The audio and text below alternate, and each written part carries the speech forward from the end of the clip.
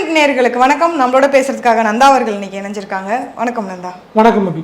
பாஜகவில் இருக்கக்கூடிய ஒரு சில முக்கிய தலைகள்லாம் டெல்லி பக்கமாக போயிருக்காங்க போல. ஏற்கனவே மாநில தலைவர் பிரச்சனைக்கு போயிட்டு இருக்கு. ஒன்று மாநில தலைவர் லண்டன் போய் அரசியல் படிக்க போறாரா, ஏற்கனவே அவர் ஐபிஎஸ் படிச்சாரா அப்படின்னு ஊருக்குள்ள பல பேர் பேசிக்கிறாங்க. இதில் ஒரு டிப்ளமா கோர்ஸு அதுக்கு இவர் போகிறாரு அப்படின்னு சொல்கிறாங்க. கட்சி அனுப்புது அப்படின்னு சொல்கிறாங்க. இல்லை இவராக போகிறாரு அப்படிங்கிறாங்க. ஒரு 6 மாதம் அவங்க அங்கே தங்கி படிக்க போகிறாரு அப்படிங்கிற விஷயங்கள் சொல்கிறாங்க. இடையில கூட அவர் போயிட்டுலாம் வந்தார். ஏற்கனவே வெளிநாட்டுக்கு ஏதோ கோர்சஸ்லாம் போய் போயிட்டு வந்தார்.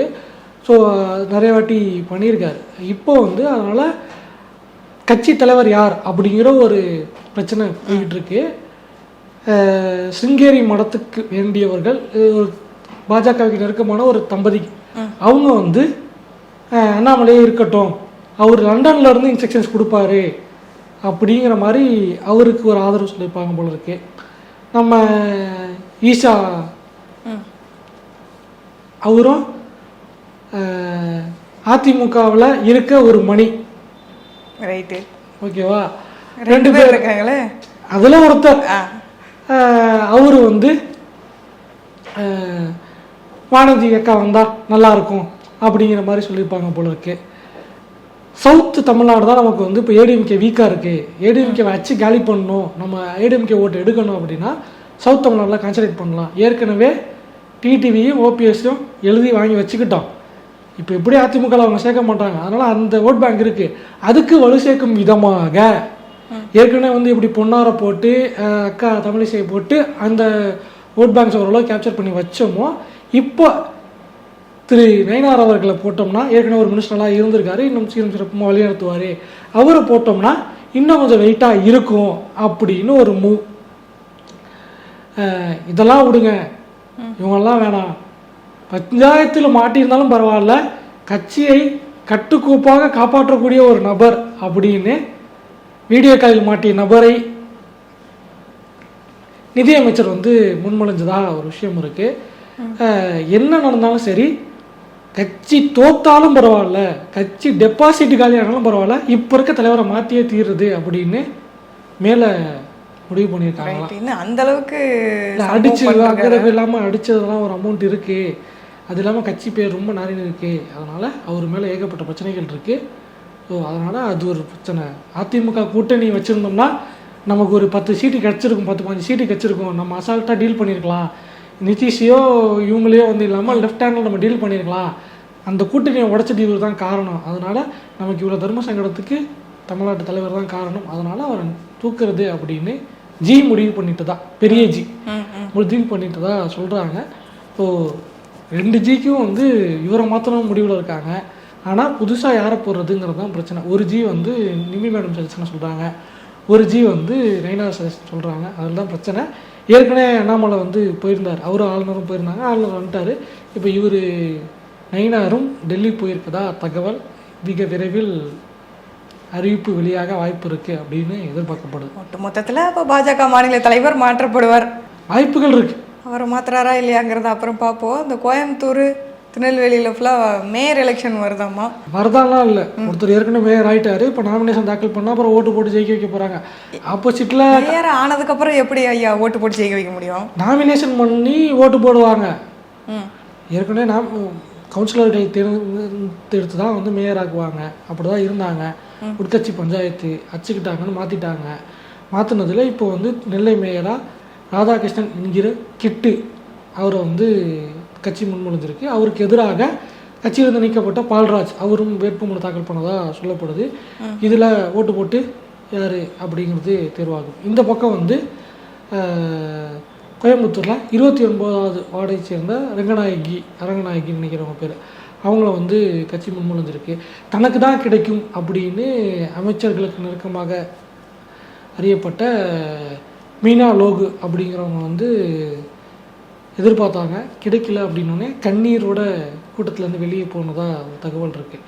எந்தளவுக்கு இவங்க கட்சியில் செல்வாக்குள்ள நபர்னால், கடந்த சில நாட்களுக்கு முன்னாடி, கடந்த ஆண்டில் நினைக்கிறேன், அமைச்சர்களை குறி வச்சு இடி ஐடி ரைடெலாம் நடந்துச்சு. அதில் ஏவா வேலு அவர்களுக்கு சம்மந்தமான இடங்கள் நடக்கும்போது இவங்களுடைய பியூட்டி பார்லர்லேயும் ரெய்டு நடந்தது அப்படிங்கிறது. அவங்க தான் இவங்களா? அவங்க தான் இவங்க.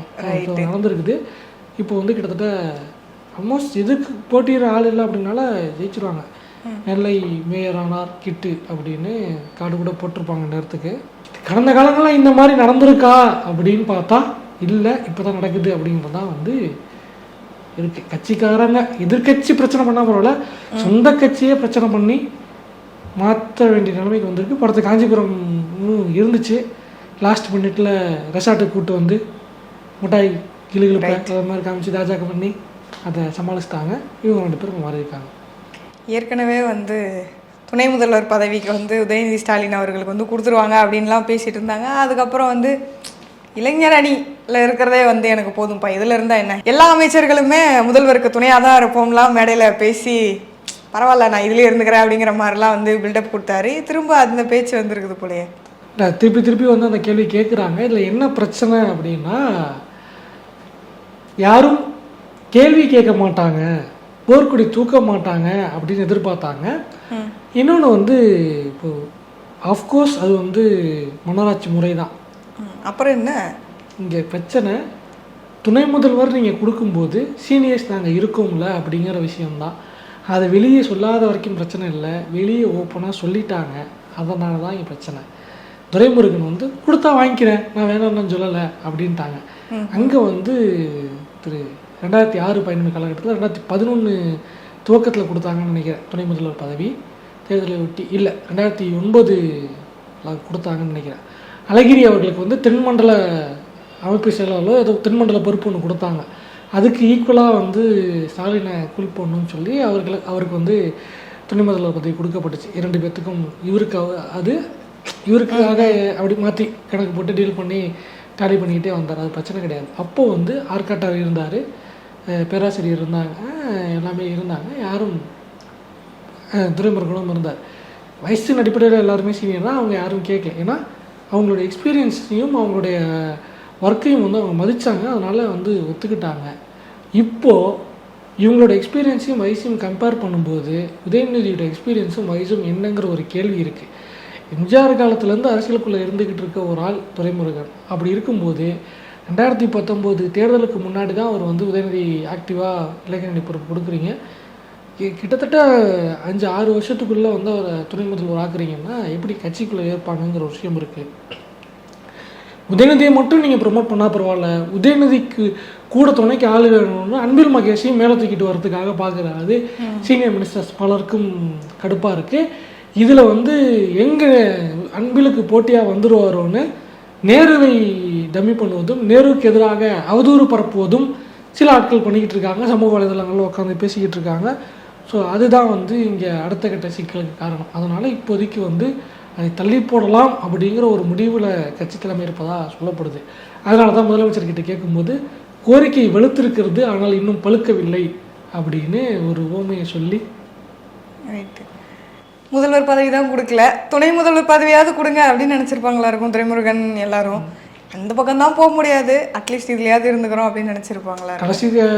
அவர் சொன்னார், கடைசி வருஷம் தம்பி ஒரு 2 வருஷம் துணை முதல்வராக இருந்துட்டு போகிறேன் அப்படின்னு. அவருக்கு யோசிப்பார்ல, ஓபிஎஸ் துணை முதல்வராக இருந்தார், நம்ம இருக்கக்கூடாதா அப்படின்னு. இந்த சண்டை எப்படி போயிட்டு இருக்கு. துரைமுருகன் அவர் பேசியிருக்காருன்னு வச்சுக்கோங்க. கட்சியில் இருக்கக்கூடிய இன்னொரு நபர் திருச்சி சிவா அவர்கள் மேடை பேச்சில் எல்லாருக்கும் திமுகவில் பெரிதாக அறியப்பட்ட ஒரு நபர்னு வச்சுக்கோங்க. சிவாஜி கிருஷ்ணமூர்த்தி எல்லாம் இல்லாமல், அது மாதிரி இல்லாமல் இவருக்குன்னு ஒரு ஸ்டைல் இருக்கும். இவர் எப்படி பேசுவார் நமக்கே தெரியும். பூஜ்ய நேரம்ல இவருக்கு ஒதுக்கப்பட்ட நேரத்தில் ஏதோ முக்கியமான ஒரு சில விஷயங்கள் பற்றி பேசினாராமே. திமுகவை பொறுத்த வரைக்கும் திமுக வரலாற்றில் பார்லிமெண்டேரியன் அப்படின்னு கணக்கெடுத்தோம்னா ஆரம்பித்து வச்சது வந்து திரு பேரறிஞர் பெருந்தகை அண்ணா அவர்கள். அவர் தான் சிறந்த பார்லிமெண்டேரியன். அதுக்கு பிறகு வந்து திரு வைகோ அவர்கள். அப்படி பார்லிமெண்ட்டில் வந்து பார்லிமெண்ட் டைகர் அப்படின்னு எதிர்கட்சிகளாலேயே வந்து பாராட்டப்பட்டவர். ராஜீவ்காந்தியெல்லாம் வந்து ராஜீவ்காந்தி நின்று பதில் சொல்லிட்டு போ அப்படிங்கிற அளவுக்கு மிரட்டின ஒரு ஆள். ஸோ அது வந்து அந்தளவுக்கு. அதுக்கு பிறகு வந்து முரசொலிமாறன் இருந்தார். முரசொலிமாறன் வந்து அட்மினிஸ்ட்ரேஷன் சைடில் வந்து சிறப்பாக செயல்பட்டார். பட் அந்த வாதங்கள் பேச்சில் வந்து அடுத்தபடியாக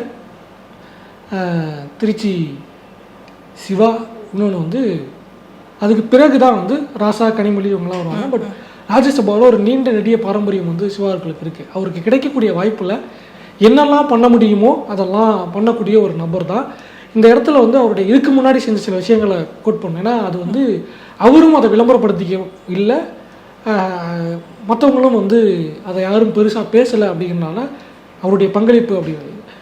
இதே மாதிரி ஒரு வாட்டி வந்து 2018 காலப்போக்கில் 2018 மார்ச் மாதம் ஒரு கூட்டத்தொடர் நடக்குது, பட்ஜெட் கூட்டத்தொடர். மார்ச் 8ஆம் தேதி அந்த கூட்டத்தொடர் அன்னைக்கு இதில் அங்கே இருக்கக்கூடிய நபர்களுக்கெல்லாம் ஆண் உறுப்பினர்களுக்கு 1 நிமிடம் பேசுவதற்கான வாய்ப்பு இருக்குது. பெண்கள் தினத்துக்காக பெண்கள் தினத்தை பற்றி ஆண்கள் பேசுவதற்கான வாய்ப்பு. அதில் வந்து கொடுக்கப்பட்டது ஒரே 1 நிமிடம் ஒரு உறுப்பினருக்கு. அந்த 1 நிமிடத்துக்குள்ள ஜிஎஸ்டி வரி சானிட்டரி நாப்கினுக்கு போட்டிருக்காங்க. இந்திய பெண்கள் ஏற்கனவே அன்ஹைஜீனிக்கான விஷயங்கள் தான் ஃபாலோ பண்ணுறாங்க, இதில் நீங்கள் வந்து ஜிஎஸ்டி போட்டிங்கன்னா அது இன்னும் பாதிப்பை ஏற்படுத்தும், இன்னும் பெண்களுக்கு பிரச்சனை ஏற்படுத்தும் அப்படின்னு சொல்லி அதுக்காக அந்த 1 நிமிஷத்துக்குள்ளே பேசி விலக்கு வாங்கி கொடுத்தார். முதல் விஷயம். அடுத்தபடியாக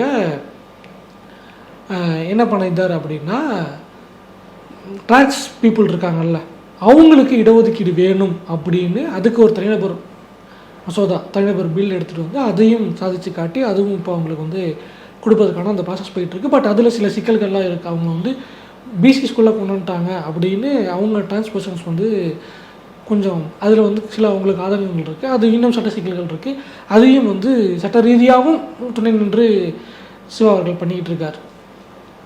அது போக நிறைய விஷயங்கள் இருக்குது. வேளாண் மசோதாவுக்கு எதிராக வந்து கேஸ் போட்டது, இப்படி நிறைய விஷயங்கள் இருக்கும்போது இப்போ அவர் கிடைச்ச வாய்ப்பில் தான் அண்மையில் நடிகர் கார்த்தியோட நடிப்பில் சர்தார் 2 படம் வந்து ஷூட்டிங் போயிட்டுருக்கு. அதில் வந்து ஒரு ஸ்டண்ட் கலைஞர் ஏழுமலை அவர் வந்து ஷூட்டிங் ஸ்பாட்டில் விபத்தில் உயிரிழந்துட்டார்.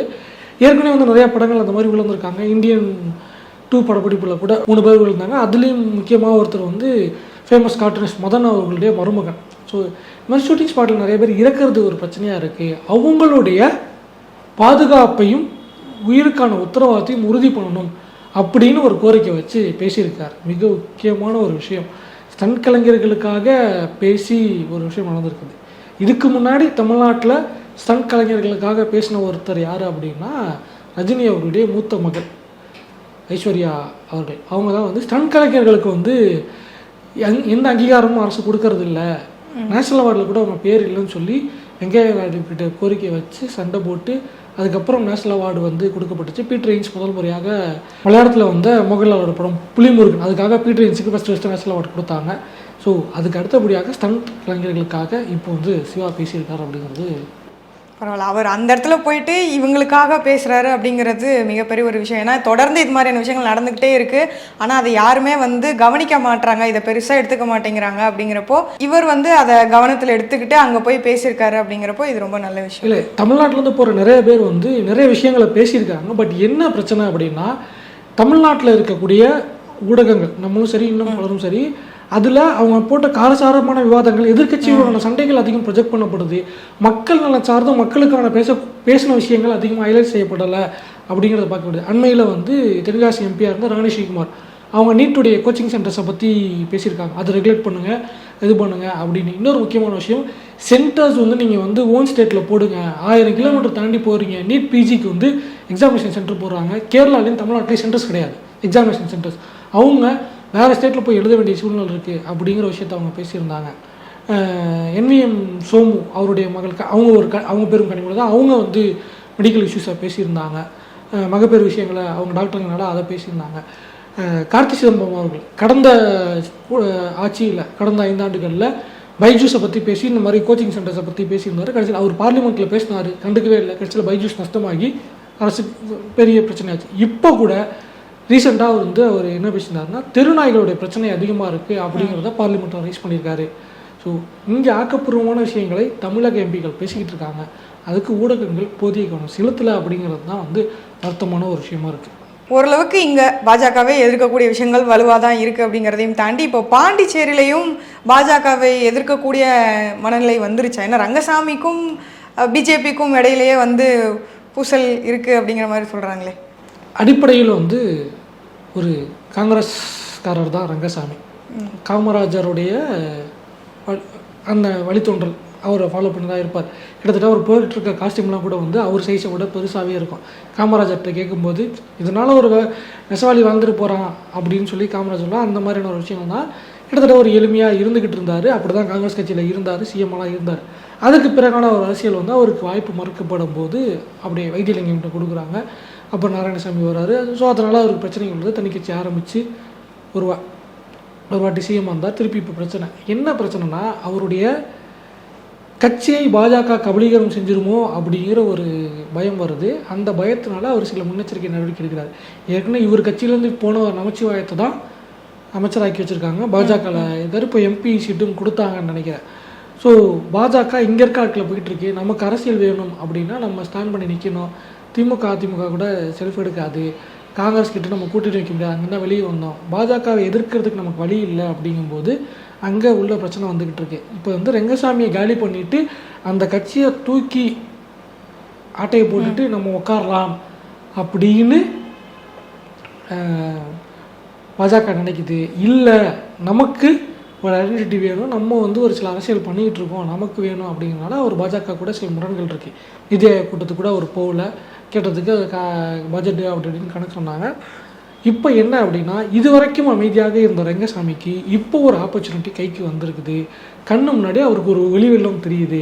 சரி, 26 நமக்கு ஒரு வாய்ப்பு இருக்குது அப்படின்னது. ஏன்னா இதுக்கு முன்னாடி வரைக்கும் இங்கே இருக்க கட்சிகள் கபலீகரம் பண்ணிக்கிட்டு ஆட்டையை போட்டு வந்து நிலைமை இருந்துக்கிட்டு இருந்துச்சு. இப்போ தான் 26 அண்ணன் கிளம்புறங்கிறார் அப்படின்ன உடனே ஏற்கனவே வந்து அண்ணனும் ரெங்கசாமியும் ஒரு வாட்டி பார்த்து பேசியிருக்காங்க. அப்படிங்கும்போது அண்ணன் கூட கூட்டணி வச்சா நம்ம வந்து சேஃப் ஆகிக்கலாம். பாஜகவை நம்பணுங்கிற அவசியம் நமக்கு இல்லை. கட்சியை காப்பாற்றணும்னா இந்த பக்கம் போய்க்கலாம் அப்படிங்கிற ஒரு விஷயம் இருக்குது.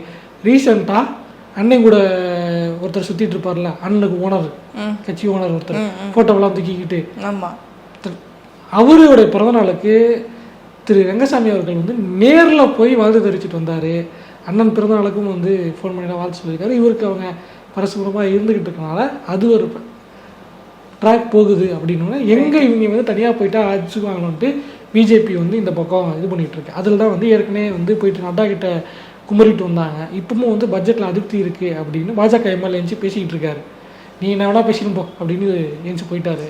26 புதுசாக வர்றவங்களுக்கு பயங்கர டிமாண்டு இருக்கும் போலயே. இங்கே ஒருத்தர் என்னடானா விசிகா பக்கம் வருவாருன்னு பேசிக்கிறாங்க. அதுக்கப்புறம் தம்பி வரணும் அப்படின்னு ஒருத்தர் அந்த பக்கமாக சொல்லிட்டு இருக்காப்புல. அது தெரியல, அது என்ன பண்ண போகிறாங்க அப்படின்றேன். அது வரட்டும், வரும்போது பார்த்துக்கலாம். ஸோ ரெங்கசாமியோட கணக்கு இதுதான். பாஜகவை நம்பினா பாஜக கட்சியை கபலீகரம் பண்ணிடும். அதனால் பாஜகவை நம்ம வந்து சட்டிலாக டீல் பண்ணுவோம், நமக்கு ஒரு சான்ஸ் கிடச்சிருக்குது அப்படிங்கிற ஒரு விஷயம் இருக்குது. ஏன்னா தமிழ்நாட்டோட பாண்டிச்சேரியில் ஈஸியாக ஆட்சியை பிடிச்சிட முடியும் அப்படிங்கிறனால ஸோ அங்கே வந்து ஒரு அளவுக்கு செல்வாக்கை வாங்க முடியும் அப்படின்னு நம்புகிறாங்க. பார்ப்போம். அதனால தான் அவர் பாஜகவை எதிர்க்க துணிஞ்சிருக்காரு அப்படிங்கிற விஷயம் இருக்குது. பாஜகவை எந்த அளவுக்கு அவர் எதிர்க்கிறாரு, 26 வரைக்கும் கட்சி இருக்குதா இல்லை கபலீகரம் பண்ணப்படுதா அப்படிங்கிறத பொறுத்திருந்து பார்க்கலாம். மீண்டும் மற்றொரு வீடியோவில் சந்திக்கிறோம். நன்றி, வணக்கம்.